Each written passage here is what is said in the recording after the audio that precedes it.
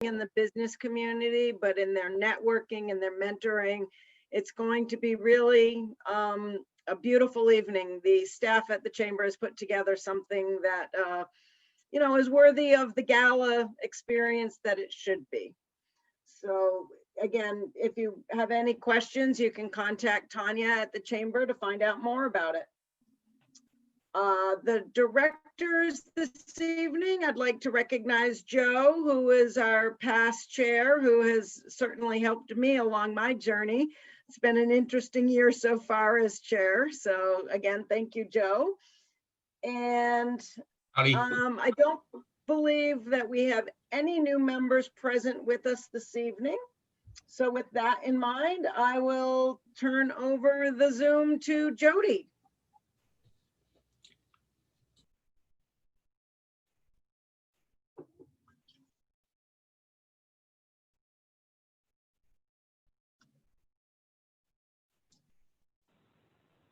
All right, I think I'm here now.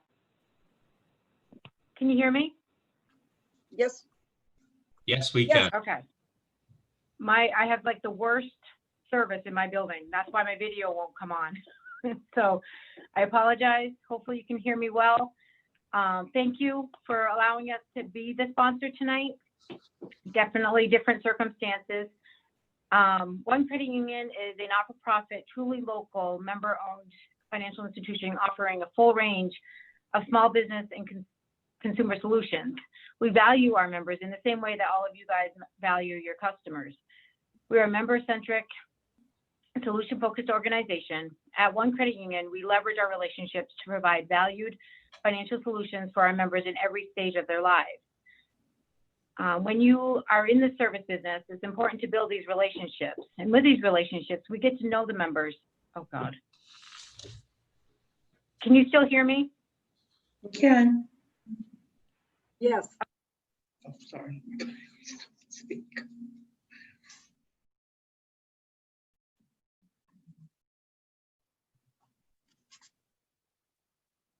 I'm glad I'm not the only one who has technical difficulties. Definitely the joy of Zoom. Yes. Yeah. Well, or the joy of Vermont internet. Either way. Either way. While we're waiting for Jody to get back online, the one thing that we have done for the Athena is really ensure that the internet quality is going to be there. But something that we were briefly talking about, these mixers are awesome for a way to socialize. And in the past, you had to get out of work and drive somewhere. So we were thinking that maybe we would even step up the time a little bit earlier, because either we're all stuck at our computer anyway, or we're at home, so it might be a little easier to socialize. Did you make it back with us, Jody?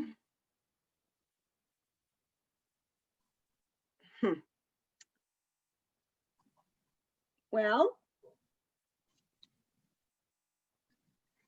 I guess we could move on. Okay. So we can circle back around if she makes it back in. So the one thing that we were talking about when we wanted to develop and get back with our mixers and networking opportunities is the hospitality industry in general and how COVID has affected it. And I attended one of the Vermont meetings that you just don't know until you actually talk to the people. So we kind of gathered a group of local presenters and asked them what they're doing, what are they seeing, and what do they see the future of the economic impact of COVID to be. So we've assembled a little panel, and we'll give them all about 5 minutes each to kind of share what their thoughts are. And we're going to start with Scott McLaughlin from the Vermont Granite Museum. Except for I don't see. I don't believe Scott's here. He's not here yet. So, okay, next up, we'll circle back to him. Ruthie Adams and Amanda Pitsley from Rock of Ages Visitor Center.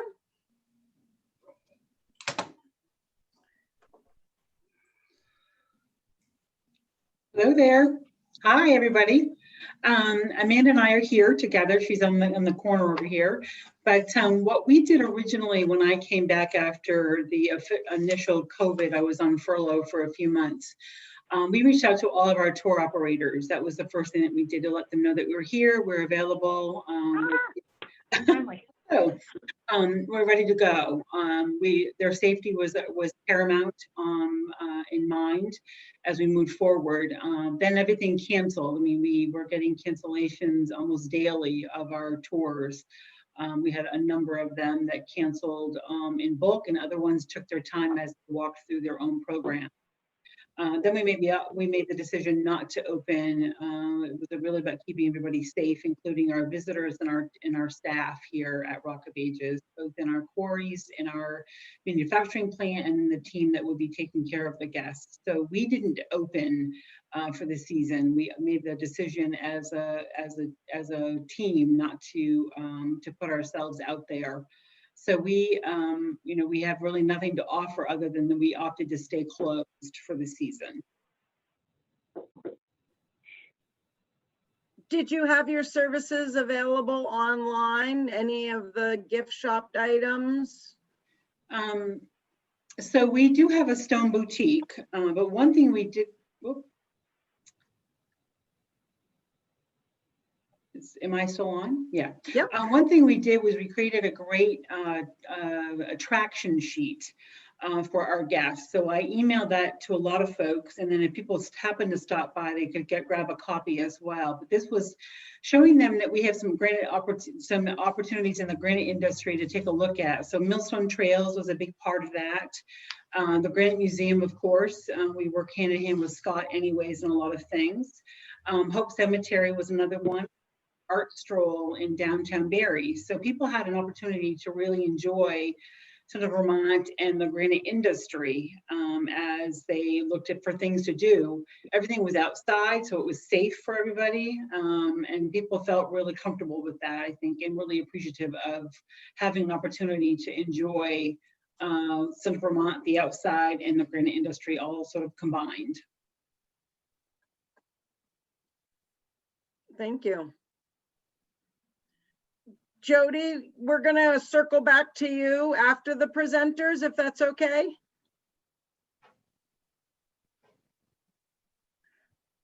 And next we will hear from Karen Nevin, Revising Waterbury.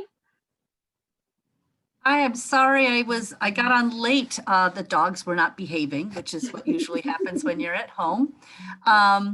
But I'm Karen Nevin, the Executive Director of Revitalizing Waterbury. And we are a community development organization. So we do many, many things that aren't necessarily just focused on promoting our community and tourism. We also do economic support, and we can do a lot of work on what our town looks like. We are a designated downtown.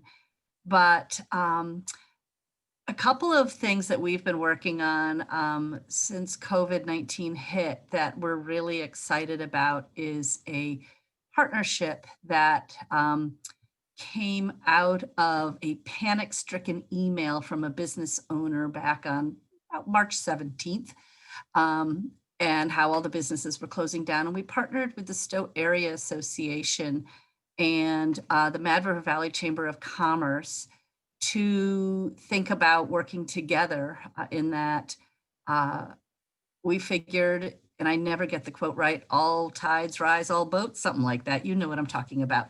That if we work together instead of compete with each other, then we'll benefit, and not just benefit by marketing and promotion, but things like, the inns will fill up with people who are traveling up and down the Route 100, and the restaurants can share best practices on how they're handling things, and the retail businesses will learn other ways to do things. And we've been extraordinarily excited about this partnership, as much because we do not or did not have a a history of working together. It was very separate. We don't talk to you, you don't talk to us. Waterbury always said, you drive through Waterbury to get to your town, why don't you stay? And the whole attitude has completely changed.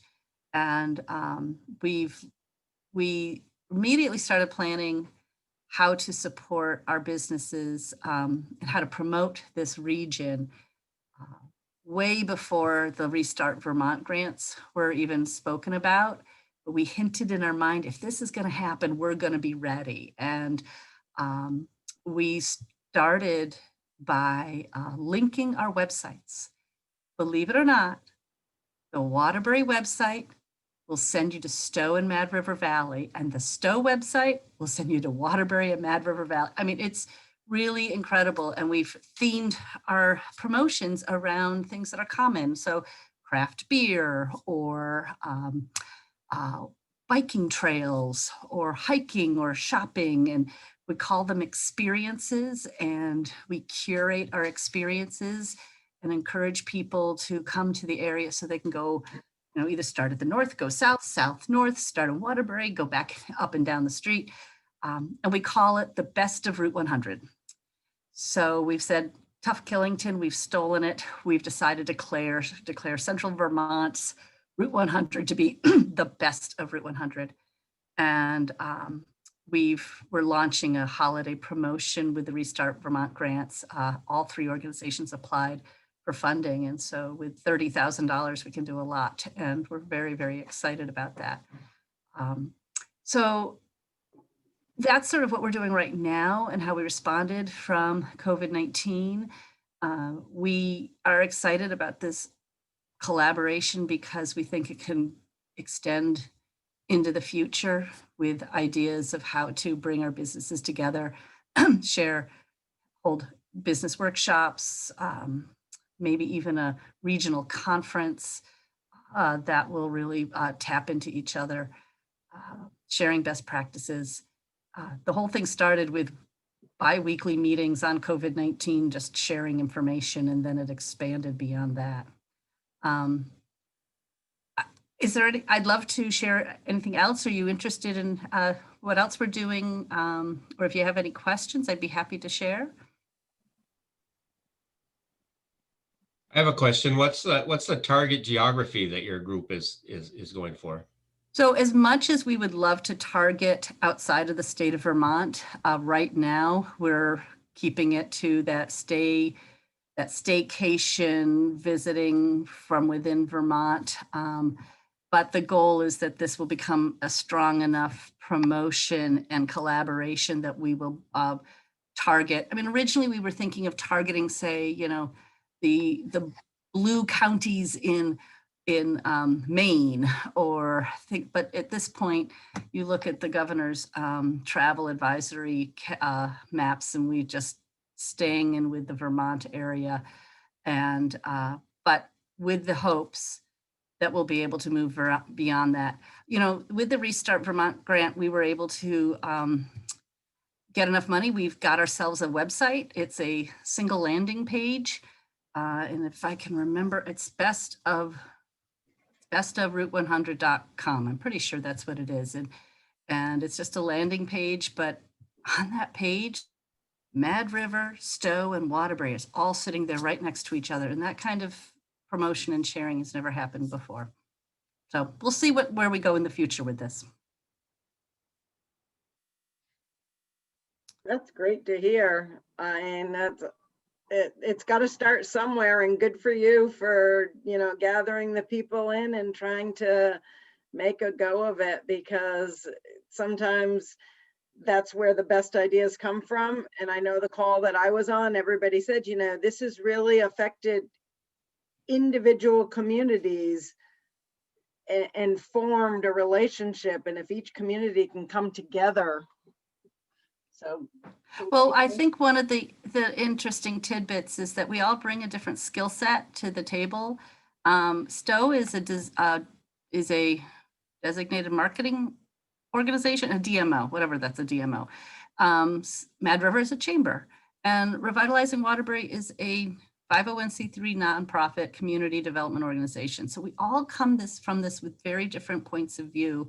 And with this Restart grant, we all acknowledged, honestly, Stowe is doing all the graphics. They're planning all the social media. They're spending $10,000 on that. I'm dealing with incentives. I went and literally spent $5,000 on Stowe gift cards. They're not for me, they're for Stowe, but that's because they're doing something for me. And Eric at the Chamber is taking care of traditional media. He's paying for all the traditional media bills. And we just acknowledged that this was how we were going to spend our money. The fact that we got money and we're able to do it is, I think it's happening. I see Dan Groberg's on the phone, and I'm sure, and Cody is there, and that we all got some chunk of change and we're all spending it in some fashion. But what we've really tried to do is use this money to create a plan. We would have done this anyways, but having the money allowed us to set a firm start and platforms and create things so that we can keep moving forward. We've been advertising as the Best of Route 100 since July with our shared experiences. So it's been interesting, exciting, a lot of work, weekly meetings, to tell you the truth. I've gotten to, Eric and Carrie Simmons and I joke that wouldn't it be nice to be in the same room together, but we haven't done that yet, so. Well, thank you. I can imagine the number of meetings that it took just to, and even the scheduling for three different organizations. Well, we So- finally did a standing meeting because it was too hard to plan them. Next, we have Dan Groberg from Montpelier Alive. Is Dan with us? Yep, there he is. Hey, Dan. Hey everyone. Welcome. I'm Dan. I'm the executive director of Montpelier Alive. Like Revitalizing Waterbury, we're a 501c3 community development organization. We celebrate Montpelier and work to enhance its livability and vibrancy by lifting up its downtown, which I think a lot of you know is really special, especially for a community of our size. Yeah, I mean, I think like Karen, since COVID, a lot of our focus has been on communication and collaboration. I think we've always had a pretty tight-knit business community, but it's certainly brought people together in a really great way. Especially in the early days, we were having like weekly meetings of businesses and we would have 30 or 35 people on the call. And there was just a lot of collaboration and brainstorming, and it was really heartening and helpful for a lot of people. We've also sort of expanded that and done some work with the Brattleboro downtown program and invited our businesses to a joint meeting to share thoughts with each other, which was great. A lot of communication to the public just about how they can support local businesses, why they should support local businesses. We're planning a big holiday push as well. And we've been doing some COVID safe versions of events. We just recently had Montpelier Madness, which was this year's version of Moonlight Madness, which is an event that we do every year, but we spread it out over 3 days to spread the crowds out more. And businesses told me that it was extremely successful, like holiday level sales for them over the weekend, which is great. And I think shows that with a concerted promotion effort that we can get people to come support our local businesses. So I was really excited about that. We also got one of the Restart grants, and we similarly decided to focus on people within Vermont who might want to come on a day trip. So we focused on Chittenden County actually, and worked with 7 Days to do a native content campaign with them. So they've been doing that a special section called the Stag Tripper, which is sort of a Rediscover Vermont special monthly section. And in their fall issue, we did a great 4-page spread about Montpelier, working with them, that was coupled with a big online push. And it was actually the second most successful sponsored content campaign that they've ever done, which was really exciting. It had more than 4,000 views online alone, in addition to being in the paper. And so just excited about the opportunity to give people who, you know, maybe they came to Montpelier on a school field trip sometime, but haven't come in a while, or don't think about the fact that, you know, oh, it's a nice change of pace and it's so close. Like, let's come on a day trip or a weekend trip down here. Yeah, so, you know, we've been doing a lot of business support. We hired a dedicated recovery navigator. The state I won't say stole our idea, because I'm very grateful that they liked our idea, but the idea of having a dedicated person embedded in the community to be that first point of contact for any sort of technical assistance or business support questions. I think you are all familiar with sort of this vast but often disconnected network of business support partners that exists in Vermont. And at the beginning, there was a lot of just like referring people to, you know, all these different things, but no like one source of like, the businesses were overwhelmed. They didn't want to go like call 12 different people to find out the answer that they needed. So having one person who was their point of contact, who could do all that background work for them and just get them what they needed. So that's been great. And next year, we're looking at a big business recruitment push. So we're planning to launch a grant program to attract new businesses to Montpelier, or businesses that might be looking to move or expand in Montpelier. So excited about that and working with the Montpelier Development Corporation on that project.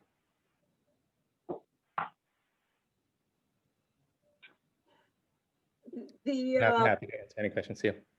Yeah, on the Montpelier Madness weekend, is there a feeling that people are actually shopping local on purpose rather than going on Amazon or ordering online?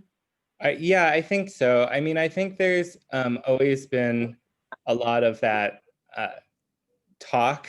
And so we're trying to turn the like talk into action, right? Like, especially Montpelier, everyone, you know, talks a big game about like wanting to support local businesses, but then you like look on their porch and you see 12 packages from Amazon, right? So we're trying to get people to understand that like, look, our pretty thriving downtown is here because like it takes something to be here. It's not going to just be here with no help from local residents. And if you really believe in supporting a local downtown, you need to actually put your money where your mouth is. Thank you. Anyone else have any questions for Dan? All right, thank you. I'm going to interject really quickly. I actually completely agree with what Dan has said. I just wanted to share with this group, because I think it is pertinent to Waterbury situation, is that we have been undergoing Main Street reconstruction for the last 2 years, and that has greatly impacted how we've been able to support our businesses. For example, a lot of outdoor parklets were being authorized around the state. This was not something we could do at all. Honestly, if you want a grit sandwich, you could have done it, but otherwise, we really were not able to do these things. And so our businesses had this at a second level of impact. The good news, if you can find something that's good, is that Main Street and COVID happened exactly the same time. So we had all sorts of programming planned to support our businesses during Main Street reconstruction. So we were able to just continue that work. We launched Waterbury Bucks, which is a local currency program.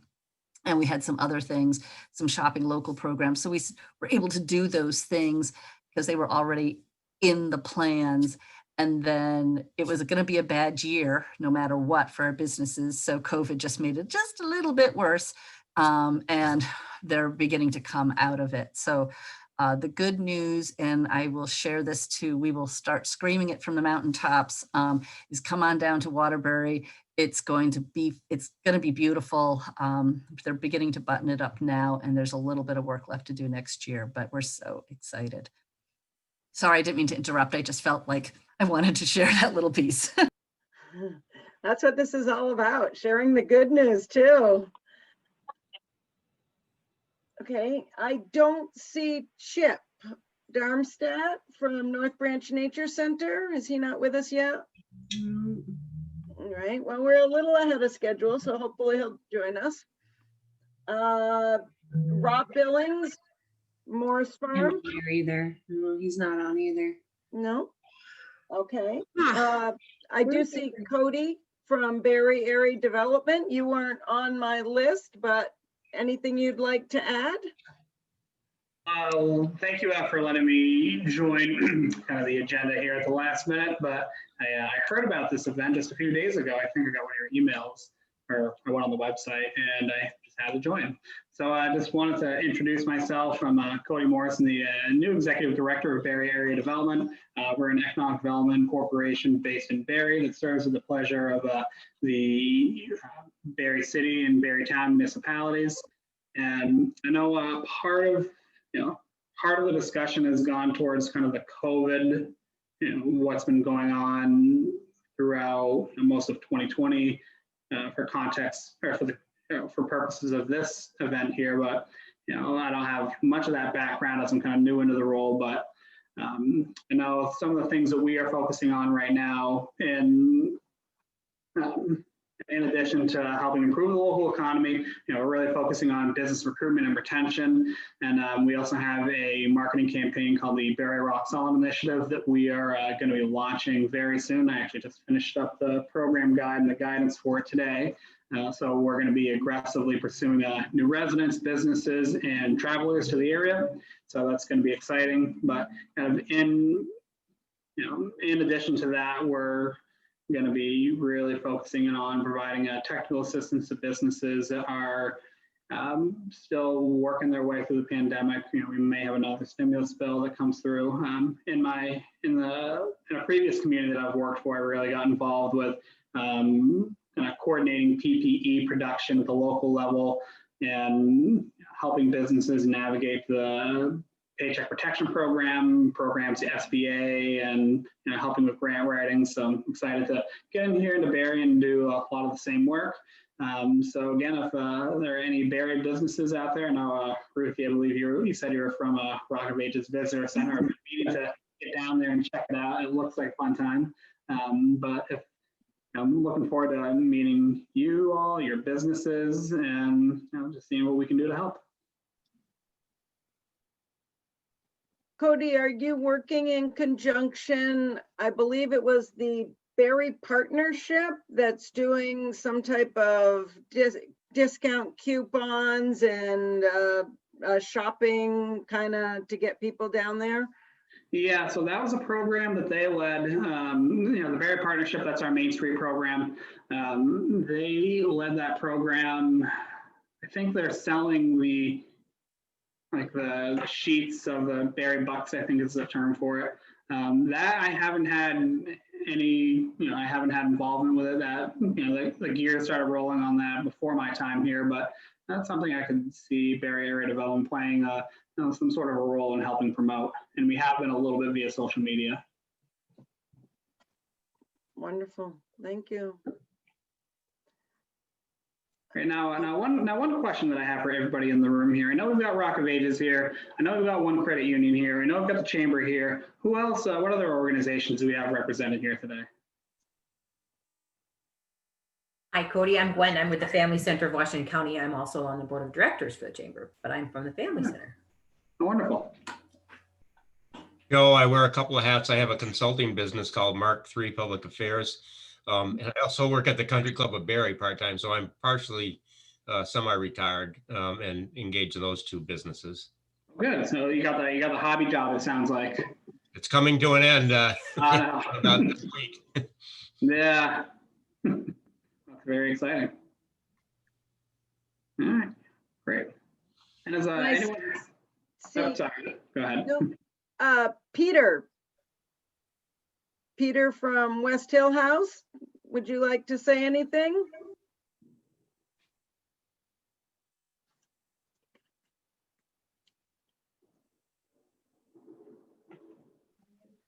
Peter, you're on mute.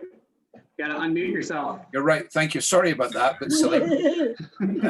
I was just messaging privately with Karen just to compliment her on her summary. It's great that COVID has in fact created opportunities for new things. And I think the collaboration between Stowe Waterbury and the Madura Valley, where I used to be the chair of the chamber board, has been a great thing. And it just, these things sort of are coming out of the woodwork. So I'm hopeful that some of the things we're getting started as a result of COVID, you know, will put us in a stronger position once we get to the other side of that. We got to hope for that. And I think this kind of interaction that many of us are having, far more than we've had before COVID, again, is going to strengthen, I think, the business organizations across the state. And so I think that's all very, at least a positive aspect of a difficult situation. Thank you. Thank you. And Cody, I am Kim Bolduc, Bolduc Metal Recycling here in Middlesex, and I am the chair of the chamber board. I think we had a significant number of people who may have gotten held up and haven't been able to join us yet. Anybody else have anything? Gwen, would you like to chat with us for a moment? Since you are the beneficiary of our 50-50 raffle later on this evening. Yeah, and then I want to thank you guys for that. That's really wonderful because right now we're very busy at the Family Center with people, of course, you know, a lot of people being unemployed, et cetera. So we're real busy with our diapers, and we're having a diaper drive now, actually, and we're really busy with food. We're part of that Everyone Eats program. And so we are distributing food that's already pre-made food from area restaurants. It's the program in which it's about feeding people, but it's also about giving some restaurants some money too. So the meals are actually pre-made meals that are coming from restaurants that the state of Vermont is purchasing. So we're real busy. So we're sending out a lot of diapers, we're delivering diapers, we're delivering a lot of food. People have a lot of food disparities right now. So I'm so grateful that that we were the focus today. And having said that, I'm also just really grateful for the chamber that that we're taking a real close look at nonprofits during this time too. So it's been great. So every dime is going to help us all. So I want to thank everybody ahead of time for selling raffle tickets for us because man, we need the diapers and we need the food. So thank you. Thank you, Gwyneth. Jody, are you back with us? Yes. And you're welcome to continue. Can you hear me? Yes, we can. Oh, perfect. Because I keep connecting and reconnecting with the video part. So, so what I was saying earlier was, you know, we as a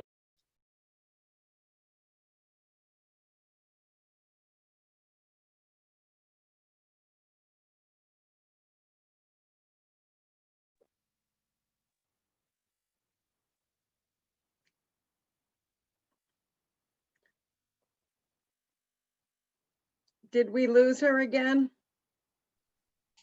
I suspect so.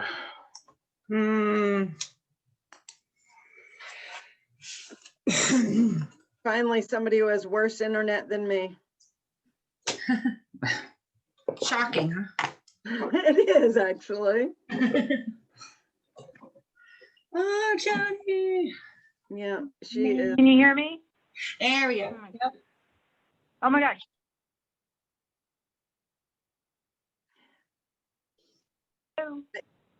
We hear you and then you join us with video and we lose you. I know, I keep disconnecting and I'm not even touching my phone. It's just sitting there. Can you hear me now? Yes, talk quick. Okay. Oh yes, I'm gonna hurry up and finish. So some of the things, how we're helping some of our members is, you know, we may rewrite a loan to help lower the payments. We're helping them budget because a lot of times they haven't either been taught or they don't know how to budget. And we've also been launching and encouraging members to use online banking, mobile deposit, just for the, you know, to make it easier to bank with us, but also for keeping things safer. And right now we actually have a small business, for our small businesses, we currently offer 1% credit up to $2,500 at loan closing for new commercial loans. you know, it's about working together to become one. And, you know, we're proud of our relationship. But by supporting local businesses, local charities, and our corporate Make-A-Wish sponsorship, One Credit Union is proud to be involved with the community. So together we truly are one. You know, we're all in this together. So I think, did I get it all in? You did awesome. I just didn't Oh, want you to woo. lose your connection. Oh my goodness. So yeah, so we're in this together too. We're a small organization as well, and you know, we're trying to come up with solutions for the members and for the community as well. So yeah. Wonderful. So if anybody else has any questions or thoughts or anything they'd like to share? I think it's pretty impressive you're able to promote Norwich University, U32, the Boston Red Sox, and the UVM Catamounts all at the same time. There you go. This is my little cubicle. Yeah, you wouldn't want to see my actual office. Not a pleasant place these days. So has anybody done anything super fun in the entertainment world? In the hospitality, has anybody found that niche that we're missing so much, that a way to be social and safe? I'll talk a little bit about golf, because they say that COVID-19 is the best thing for golf since Tiger Woods. We're wrapping up a golf year that's, we have near record membership, you know, for at least for the past 10 years. The tee sheet is full from morning to dark, although this last week or so is not so good, but it really has been a fabulous year for golf, not only for the Country Club of Barre, but just about any course. So one thing people have been able to do is play golf, be outside and be socially distant. And a lot of people have taken advantage of that. I have to say, I've been going up there almost every Thursday night to sit out on the deck and eat at the restaurant up there, Fairway and Greens. And Yeah, we've done that too. Yep. You know, it's a nice view, it's a meal, and it's not home. Another thing is we had 70 junior members this year, so kids couldn't maybe play basketball or play hockey as much, you know, over the summer, but their parents could drop them off at the golf course and pick them up 4 hours later, right? And they would be tired and hungry. So that has worked well for people in our area. Jody, if you have a connection still, I had a question now. Are your lobbies open to customers, or is it appointment only? Yes. No, we've been open to our members for since the end of June for the lobby. Can you hear me? Yep. Okay. And I mean, we have, it's kind of funny though, we have we can only use the front door. We have to kind of control the traffic. But I know members, they were glad when we could open, because drive up is not for everybody, we discovered during COVID. So it was interesting. But yeah, we are open, and we like, as far as account opening and account changes, loan, we do like to make the appointment if we can, but we do take walk-ins if they happen to come in. So, but we have been trying to recommending an appointment just so we can space things out so people aren't waiting in the lobby for a long period of time. Nice, good to know. And Peter, have you had a reopening once the hotels were allowed to reopen, or do you have some summer residents? Yeah, it's been quiet. We reopened 1st of July, but of course, as everybody knows, the biggest challenge is finding qualified guests. So we spend a lot of time on the whole screening process, and I would say well over half of the people that want to come are not currently able to come.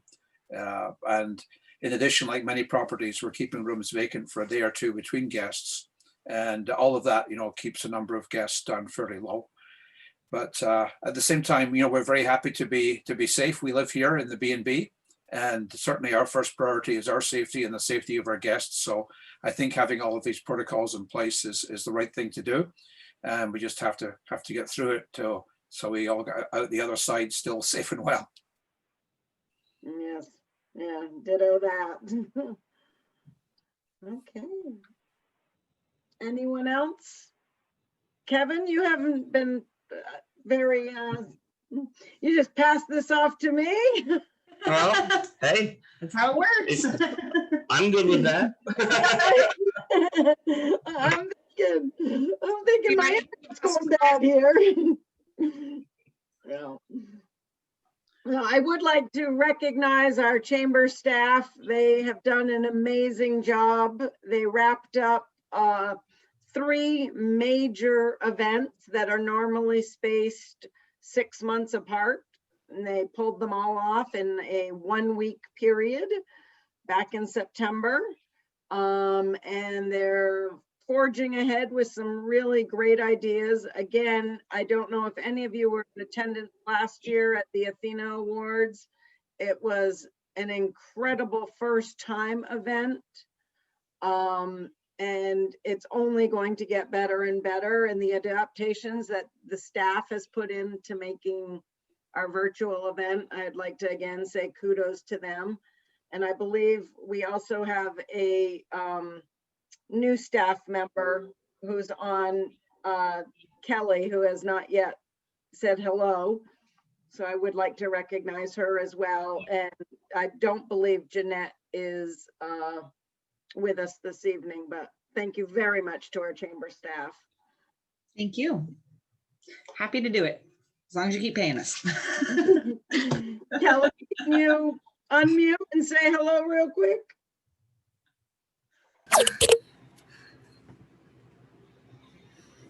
Yes, I can. Hello, I'm Kelly. Oh, my picture's not showing. That's all right.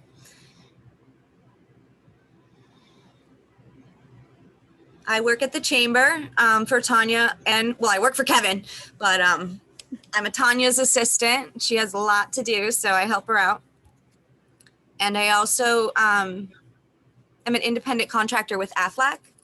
So I was doing really well before COVID, and I opened 4 accounts, and I got an award, and I got a bunch of bonus money and all this stuff. And then, you know, COVID and all that. So I didn't want to go to places, but you know, we couldn't anyways. And even when we started to be able to, I still didn't want to.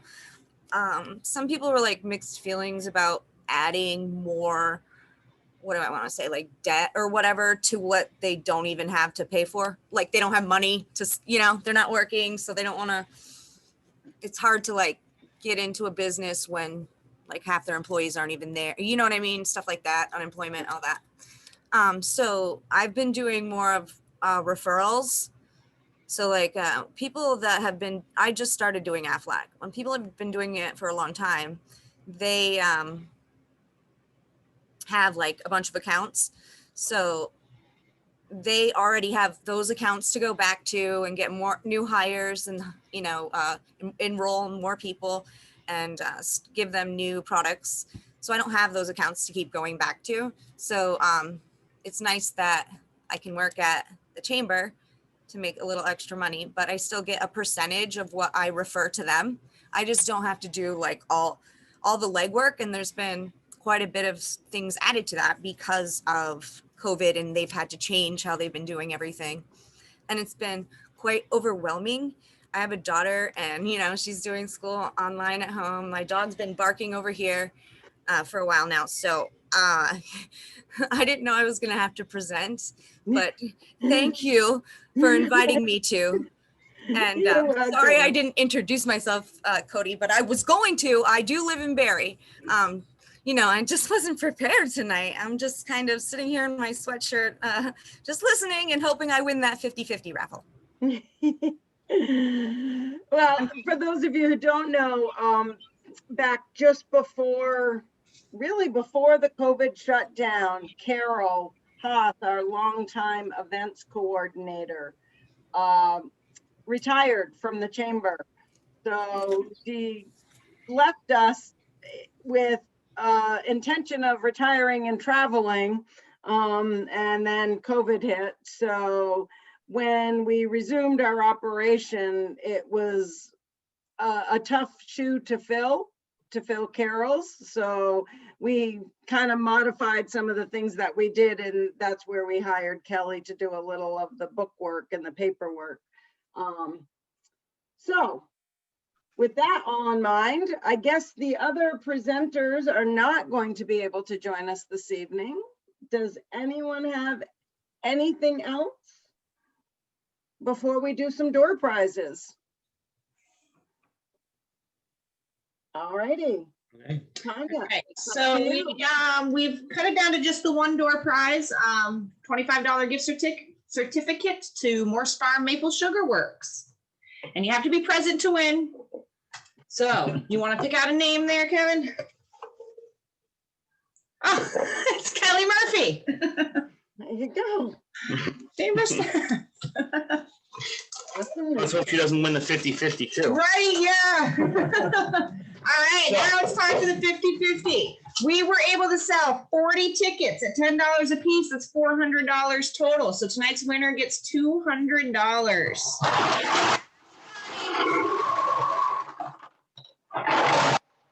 The winner goes to the owner of ball 37. Ball 37 goes to Peter McLaren. And you don't have to be present to win. Peter, congratulations. Is he still on? I'm still here, yes. All right, congratulations. You just won $200. Well, that's great. Can I donate it to the Washington Family Center? You absolutely can. Sure let's thing. just do that then. I'm sure they'll be furious. Thank you very much. My gosh, Peter, that is so kind. Thank you so much. Oh, you're welcome. That's a lot of diapers. Thank you. Well, thank you, Wonderful. everyone. Thank you Thank very you. much for joining us. And I do want to just close with, you all have some really amazing ideas. And I want to encourage you to share them with us. Share our Facebook page, share your Facebook page, and share what's happening in your communities with us, because we're happy to put it out there. But if we don't know about it, we can't share it. All right. Have a great evening, everyone.